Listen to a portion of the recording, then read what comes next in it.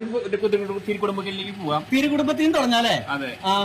വിവരിച്ച് എന്തായിരിക്കും? അതെ, ഇതേ മാതാവ് ഉണ്ണീനെ കുമ്പിടുന്നു, ഔസപിതാവ് ഇതേ ഉണ്ണീനെ ആട്ടുന്നു. അതെ, ഒരു വിളക്കൊക്കെ ഉണ്ട്. ഇനി നമുക്ക് പോകാനുള്ളത് പൂജരാജാക്കന്മാരിലായ മീറ കൊണ്ടുവന്ന രാജാവിനെയാണ്. ഇതാണ് മീറ.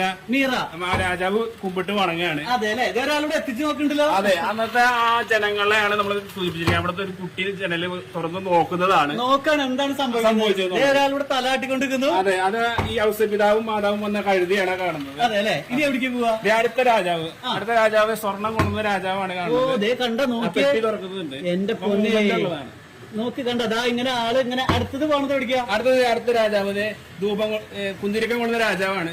രാജാവ് ഇങ്ങനെ കുന്തിരിക്കം വീശിക്കൊണ്ടിരിക്കുകയാണ്. ഇതേ കണ്ട നമ്മുടെ ചാക്ക് ചരടൊക്കെയാണ് ഇദ്ദേഹത്തിന് വേണ്ടി ഉപയോഗിച്ചിട്ടുള്ളത്. ഇത് വേറെ എന്തൊക്കെയാ മെറ്റല്? ഇത് അതിൽ ഉപയോഗിച്ചിരിക്കുന്ന അലുമിനിയം ഷീറ്റുകളും ഒക്കെയാണ് ഉപയോഗിച്ചിരിക്കുന്നത്. അടുത്ത എവിടേക്ക് പോവാ? അടുത്തത് നമുക്ക് അതിന്റെ അടുത്തത് ഒരാൾ അവിടെ വർക്ക് ചെയ്യുന്നവര്, അതായത് അന്നത്തെ കൊല്ലനാണ് അവിടെ കാണിച്ചിരിക്കുന്നത്. എന്റെ പൊന്നെ, പിന്നെ അവിടെ അടിക്കണു. ഇത് ചുറ്റിക വെച്ചിട്ടുണ്ട്. അതുപോലെ ചിരട്ടക്കന്നല് കത്തുന്നല്ലേ അത് കാണുന്നത്? അതിന്റെ ആ ഒരു